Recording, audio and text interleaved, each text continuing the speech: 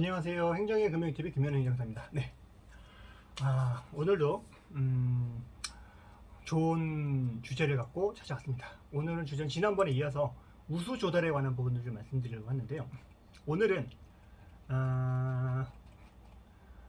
우수 조달을 하기 위해서 가장 중요한 우수 조달 물품 지정 관리 규정에 관한 부분들을 중요한 핵심적인 조문 사항을 같이 좀 짚어보고자 합니다. 네. 법제처 보시면 다 나와 있으니까요. 법제처 한번 다 들어가서 이제 보시고요.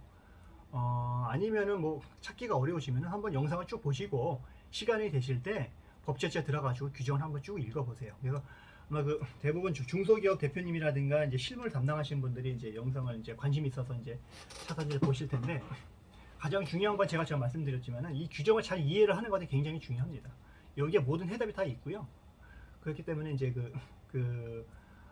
이제 전문 행정사들한테 또 다른 이제 컨설팅 업체에서 이제 뭐 수천만 원씩 주고 이제 컨설팅을 받을 필요도 없이 어느 정도 한 다음에 막히는 부분만 이제 전문 행정사들한테 자문을 해서 코치를 받고 이제 마무리하는 정도만이라도 이제 조달을 이제 받을 수 있는 그런 부분들이 있고요. 그렇게 해보고 안 되면은 이제 나중에 이제 이제 전문가들한테 이제 맡겨서 이제 하시는 방법이 있고, 일단은 무조건 이제 하지 마시고 한번 이제 공부를 하신 다음에 한번 이제 검토를 해보시는 게, 왜냐면은 우수 조달이라는 거는 우리 제품에 대해서 우수하다는 거를 우리가 어필해야 되는 부분이기 때문에, 제가 보기에는 어느 전문가들보다도 회사의 담당 실무자들이 이거를 하기 위해서는 더 유리하다고 보시면 됩니다. 저희도 이걸 하려면은 그 제품에 대한 이해를 해야 되거든요. 그 제품의 여러 기술력이라든가 어떤 상품성이라든가 이런 것들을 다 이해를 한 다음에 그 내용을 문건을 만들고 법 규정에 맞춰가지고 내용을 하고, 심사위원들이 심사하는 배점들이 있거든요. 그 배점들에 맞춰서 내용을 좀 잘 써야지만 되는 거거든요. 그 다음에 이제 뭐 대표님들이 이제 그런 거 다 하면 이제 심사를 하게 되면 또 이제 브리핑을 하잖아요. 브리핑을 할 때도 이제 대표님들이 이제 PPT를 잘 만들어야 되거든요. 그런 것들 PPT 만들 때도 여기 규정에 근거가 다 나와 있습니다. 답이 다 나와 있고요. 그거에 맞춰서 PPT를 만드셔가지고 그분들한테 설득하는 과정들은 이제 대표님이랑 관련된 이제 실무 직원들이 하시면 되는 거예요. 우수 조달 물품 지정 관리 규정 쭉 보시면은 모든 것들이 다 1조에는 목적이 나와 있고 2조에 정의가 나와 있습니다. 이런 거 다 스킵을 하시고요. 이제 중요한 부분 제 3조부터 신청 제품, 어떠한 제품들이 대상이 되는지 이런 게 나와 있어요. 그래서 뭐 특허를 받은 제품, 뭐 신제품 이런 게 쭉 나와 있으니까 이런 제품은 내가 이제 우수 조달을 할 수 있다라고 이제 이해를 하시고 넘어가시면 될 것 같습니다. 그리고 기술 소명 자료하고 뭐 품질 소명 자료가 있는데, 이런 부분들은 이제 어떤 자료를 제출해야 되는지 여기 규정에 다 나와 있습니다. 그래서 중요한 부분은 기술 소명 자료, 품질 소명 자료 잘 준비를 하셔야 되는 거고요. 그래서 뭐 인증서, 뭐 특허 관련된 증서 이런 것들, 저작권 증서, 뭐 인증서, 뭐 시험 성적서 이런 것들이 있습니다. 이런 것들 잘 준비하시고, 품질 소명 자료 같은 경우에도 성능 인증서, 우수, 재활용 인증서, 환경 표시, 환경 마크, K 마크 이런 것들이 있습니다. 이런 것들이 있으니까는 준비를 다 규정이 나와 있습니다. 이게 지금 제가 몇 조를 보는 거냐면요. 3조 신청 제품에 들어가는 부분인데 여기 다 나와 있습니다.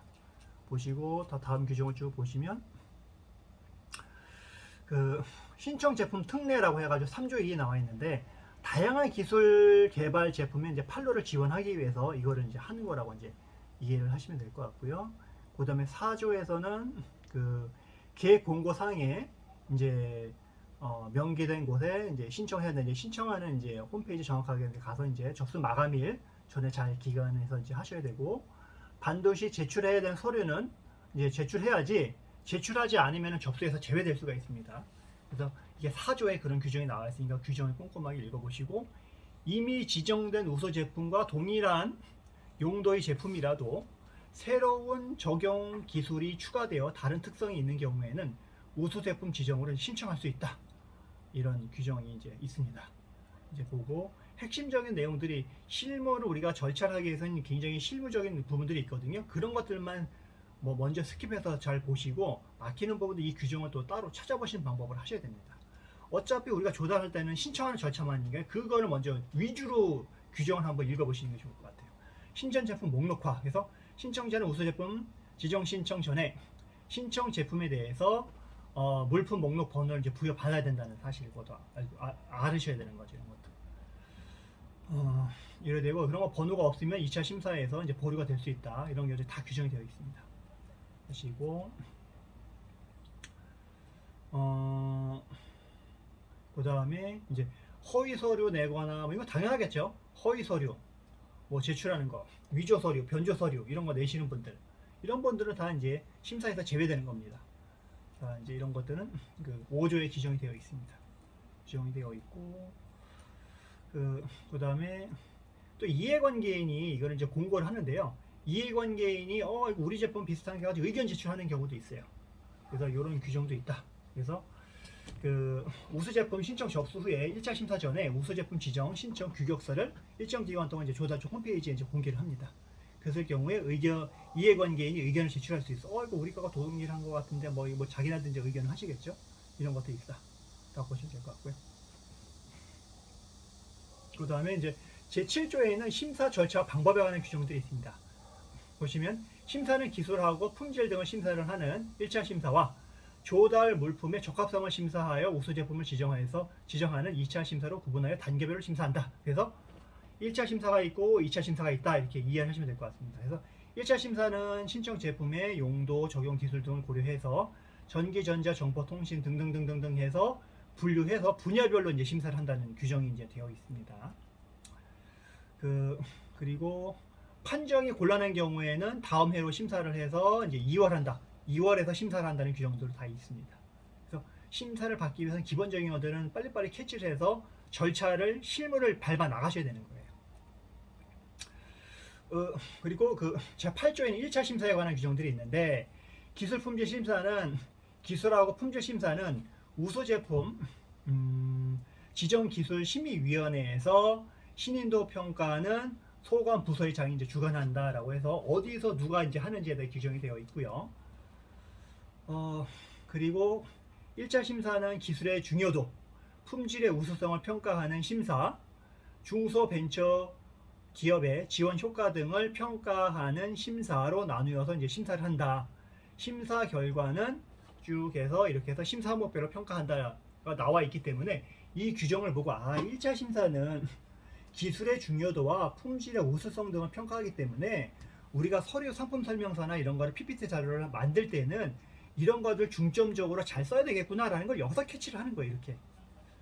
그리고 기술 품질 심사 점수는 쭉 이 규정을 보시면 맨 밑에 그 점수표가 있어요. 이 사람들이 심사하는 그 용지가 있거든요. 그것도 잘 보셔야 돼요. 이 사람들이 이런 거를 보고 평가를 해서 여기에 점수를 많이 주는구나 하기 때문에 그러면 어떻게 되겠죠? 우리 입장에선 저 행정사 입장에서나 아니면 기업에서 이걸 실질적으로 하는 담당자 실무자 입장에서는 그분들이 보는 표를 받고 점수표가 이렇게 되어 있고 점수를 이렇게 많이 주는구나 이런 거를 평가하는구나 하는 거를 잘 보셔야 되는 거예요. 그래서 이어서 보시면 기술 품질 심사 점수는 심의위원회 평가 점수 중 최고 최저 점수를 제외하고 평균한 점수로 하며 1차 심사는 기술 품질 심사 점수와 신인도 점수의 합이 70점 이상일 경우로 통과를 한다라고 되어 있어요. 그래서 여기 제 8조의 1차 심사에 관한 규정을 제가 방금 말씀드렸고요.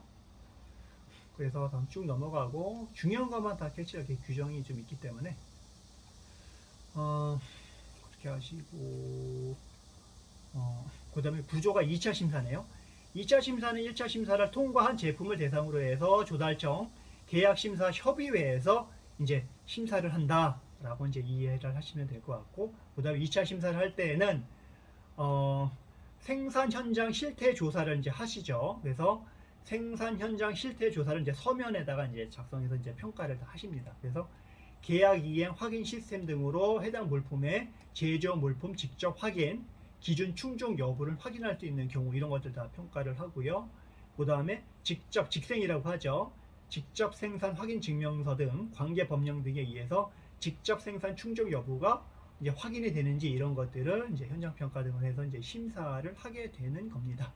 이렇게 해서 계약 심사 협의회에서 이제 종합적으로 이제 검토를 해서 우수 제품으로 이제 지정을 하는 거라고 이제 보시면 될 것 같겠죠. 그래서 지정을 할 때는 이제 조달 물품의 여러 가지 이제 조달 물품으로서 이제 타당한지, 그 다음에 우수 제품 지정 요건에 부합하는지, 신청자의 이런 제품들이 불공정 행위 등 우수 제품으로서 이제 적정한지 이런 것도 보시는 거죠.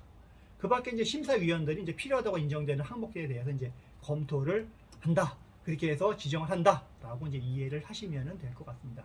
그러니까 지정이 되게 되면은 우수 제품 지정 결과는 이제 2차 심사 후에 신청자에게 이제 통보를 하고, 통보를 하면서 이분들한테 이제 지정서를 이제 교부를 하게 되는 겁니다. 교부를 하게 되는 거고요. 그리고요, 그 규정을 한번 찾아 지금 보시는 분들 있으시면 한번 쭉 뒤로 넘겨 보세요. 뒤에 보시면은 우리가 신청할 때 들어가는 양식들이 있어요. 저희 행정사들도 이 양식을 잘 작성해서 행정기관의 인허가 절차를 들어가는 거예요. 제품 설명서 있죠. 그리고 원가 분석표는 이걸 반드시 이제 필수는 아니기 때문에 놔주시고요. 쭉 보시면 구성 대비표 이런 것도 잘 작성하셔야 되는 거고, 그 다음에 중요한 게 제품 규격서 잘 작성을 하셔야 되는 거고요. 기술 성능 비교표도 잘 작성하셔야 되는 거고요. 잘 작성하고, 그 다음에 이제 신인도 자가 평가표 이런 것도 이제 자가 평가를 해서 보셔가지고 점수를 이제 얼마나 줄지 이제 체크를 잘 하시고, 그 다음에 쭉 내려가다 보시면 신인도 자기 평가표도 마찬가지고요. 그 다음에 이제 우수 제품 지정 신인도 심사서라고 있거든요. 여기 보면 개표 배점이 나와 있죠. 가점 항목 해가지고 보시면 이제 심사위원들이 심사를 하는 거예요. 그 보시면은 뭐 신청 업체의 최근 5년간 이제 수출 총액이 이제 얼마나 되는지 3만 불 이상으로 쭉 나와 있잖아요. 저 보시고 그런 것들도 평가를 하시고, 쭉 내려가서 이제 감점 요인도 있어요. 감점 요인. 뭐 위반한 사항이 있는지, 남녀고용병법을 위반했는지, 미행 사업자가 있는지, 체불 사업자인지, 뭐 이런 것들, 고용노동부에서 뭐 이제 뭐 처벌받은 뭐 최저임금법으로 해서 처벌받은 게 있는지 이런 것들 다 심사를 합니다. 이게 심사를 해서 다 평가를 하시는 거고요. 그리고 우수 제품 지정 신인도 심사서 여기도 마찬가지로 이제 그런 관련된 내용 점수를 다 주도록 되어 있죠. 보시면은 아실 거예요. 그래서 이런 것들을 꼼꼼하게 잘 이런 걸 심사를 해야 되는구나 라고 해서, 그래서 문건을 작성할 때 이런 것들을 반영하는 문건을 작성을 하셔야 되는 거예요. 그 다음에 기술력 이런 것들은 인증사나 뭐 이런 것들 특허증이 있으니까 그거를 기초로 해서 잘 작성을 해야 되는 거고요. 저희도 그런 거를 기초로 해서 내용을 작성을 해서 이런 자료 주세요, 저런 자료 주세요, 없으면은 저희가 그 인정기관이 있으니까 이런 데도 한번 의뢰해서 빨리 받아주세요 라든가 이렇게 말씀을 드리는 겁니다. 간혹 이제 불법 컨설팅 업체에서는 우리가 인증도 뭐 이런 것도 시험 성적에서 받아줄게 하면서 거기서 뭐 중간에 뭐 돈을 띄어먹거나 이런 불법 컨설팅 업체가 많기 때문에 절대로 이제 그렇게 하지 마시고, 그래서 행정기관에 하는 이런 뭐 절차들이 있잖아요. 세무가 됐든 노무가 됐든 법원에 뭐 소송이 됐든 행정기관의 인허가가 됐든 이런 것들은 국가에서 자격을 받은 전문 자격서를 통해서 하셔야지, 그냥 컨설팅 업체들은 뭐 무자격이잖아요. 이런 사람들은 자격이 없기 때문에 뭐 속된 말로 뭐 이제 그 속칭으로 뭐 꿀릴 게 없어요.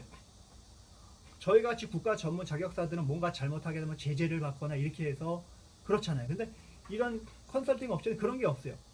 그런 게 없기 때문에 막 내지르고 막 불법적으로 뭔가 컨설팅을 하고 돈을 벌기 위해서 뭐 혈안이 돼서 말된다는 조건을 해가지고 이렇게 하는 것들이 굉장히 많이 있습니다. 그래서 행정기관에 들어가는 모든 것들은 전문 자격증이 다 있기 때문에 그분들을 통해서 하는 것이 정확합니다.